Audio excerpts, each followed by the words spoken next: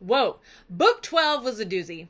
Lots of monsters. Gotta love those monster battles. We have arrived at book 16 of the Odyssey. Let's recap what happened in book 12 before we introduce book 16. Book 12, I love it. It's one of my favorite books of the Odyssey. Book 12, we had to go back to Circe's island. Why? Because we had to burn the body of Elpenor, our crewmate. We had to bring his oar, the one he rode with, and make it a marker. So that's what we had to do. And Circe has some warnings for us. She tells Odysseus that he is going to encounter 3 monsters. We've got the Sirens, we've got Scylla, and we've got Charybdis. Now, Odysseus chooses to only tell his crew about the Sirens, and that probably was not a wise decision. Anyway, so as Circe is telling him all these things about these warnings, Odysseus pipes up and he's like, wait, just tell me how to defeat these things. All right, tell me how to kill this Scylla thing, okay? And she says, when are you gonna learn, man? When are you gonna learn that you can't always defeat things, that your abilities are not going to cut it when it comes to the creatures that the gods have made and the gods themselves? And that is a little glimpse of his hubris, right? We learned about hubris in one of the very first books. I think book 9 it was, whenever he shouts his name back to the Cyclops, Polyphemus. Hubris is ego. It's when heroes think a little bit more of themselves than they should. And here we see that hubris again, where Odysseus thinks that he can best these creatures, and Circe knocks him down a few notches. Like, no.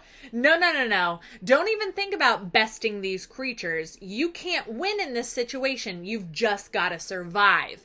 And she says, you know what? Row as fast as you can, because they're going to eat some of your guys, and you just have to deal with that. And that's exactly what happens. So Odysseus and his crew set forth, and they're all geared up. We're gonna do it. He gives a very rousing speech. Come on, men, for the Gipper, that kind of thing. And they get to the Sirens. And what happens? The crewmates put beeswax into their ears, okay? And that's because they don't want to hear the siren song. It's very alluring. Ooh, it traps men. We talked about the sirens in my last video and their origin story. Now, Odysseus wants to hear their song. So what do? They strap him to the mast of the ship. And when they go to the Sirens' Island, he hears them and he goes crazy. He's like, oh, I want to hear more of that. And they have to strap him tighter, okay? And so they finally get past the Sirens, and all of a sudden they come to that jagged cliff, and they're like, oh no! And so we have Charybdis, which is the maelstrom, right? It's that whirlpool that sucks you in and then vomits. It had a lot of imagery with that one. It was lovely. And then we've got Scylla, the 6-headed monster, right? In some paintings, it depicts Scylla as a 6-headed little dog creature. It's weird. Anyway, so Scylla scoops down and eats the men 6 at a time. So great. So Odysseus and his men are like, and they're rowing really fast. And finally they get through that. They avoid Charybdis. Woo! And they get to Thrinacia, okay? And this is the island of Helios. Helios is the sun god. You don't want to mess with this guy. And their one warning from not only Circe, but Tiresias, the only reason they went to the underworld and risked that endeavor, is to hear this prophecy about the Helios' cattle. And the one rule was don't eat the cattle. And you know what they do? Yeah, they eat the cattle. Yeah.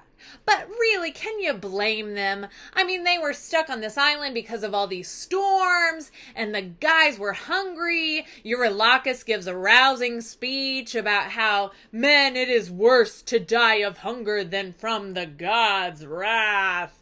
We must eat the cattle and be merry while we can. I get it. I get it. So Zeus obviously sends down a lightning bolt or 5 to Odysseus's men and his ship. Yeah, because Helios is like, you ate my cattle, I'm never shining the sun again, in retaliation. And Zeus is like, I can't have that. So, of course, Odysseus's men gotta go.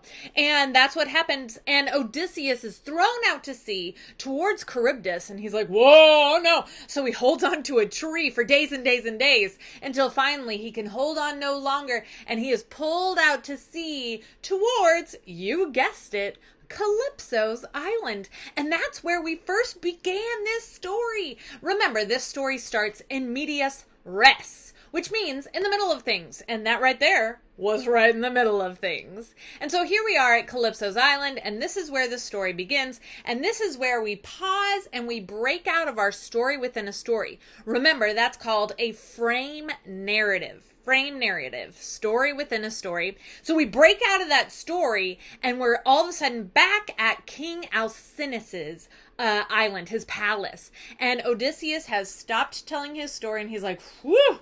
And that's what happened. And King Alcinous is like,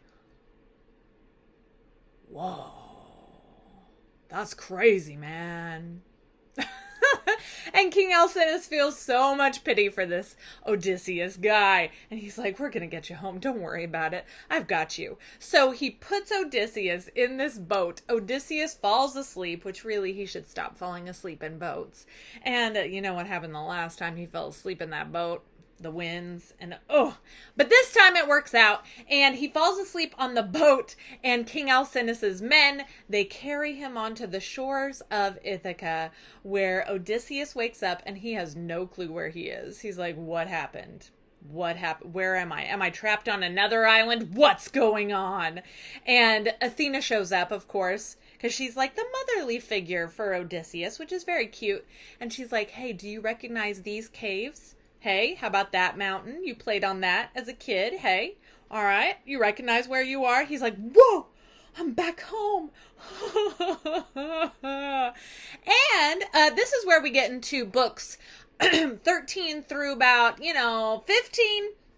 We're not going to go into those books and read those in depth because they're, not much is going on. I want to get to the meat of the action where Odysseus really gets to meet the suitors and, okay. So that's what's we're happening. And that's what's we're happening. That is what's we're happening. Yeah. And so Odysseus comes to this swineherd. He's a swineherd. He herds swine. He is a pig's herdsman kind of guy. And this guy is old. His name is Eumaeus. And he was very loyal to Odysseus, very faithful. He does not recognize Odysseus. Why? Because Athena put on the disguise of a beggar to Odysseus. So he's not looking too great. He's looking kind of raggedy. And so he meets Eumaeus, and Eumaeus automatically just welcomes him in. Remember that Greek hospitality that we are getting the sense of. And even Eumaeus says, you could be Zeus in disguise. I don't know. And that's why I'm welcoming you in. Here's my food. I'm sorry that it's not a lot. The suitors back there at Odysseus's palace have been eating a lot of food, and I just don't have a lot. But here, you can have exactly what I have. I'm welcoming you in. And then in book 16, which is what we are going to be reading right here below, book 16, we see Telemachus. Telemachus has returned from Sparta. Guess who helped him return from Sparta safely? Well, that was Athena. She's a nice goddess, right? And so Telemachus has returned, and we are going to see this grand reunification between Telemachus and Odysseus. Now, Odysseus has not seen Telemachus since he was a baby, and it's been 20 whole years. So can you imagine how Telemachus is going to feel? Here's his dad, and he's been gone for 20 years, doesn't know where he has been in those 20 years. Frolicking with goddesses and whatnot, getting almost eaten by Scylla, but hey, who cares? And so Telemachus probably feels some resentment. Here you've left your wife alone, your infant child. I've had to grow up without a father figure. Maybe Telemachus feels some of that resentment towards Odysseus. We're going to find out. We're going to find out if Odysseus actually feels some remorse about being gone for so long. All right, let's check it out in book 16.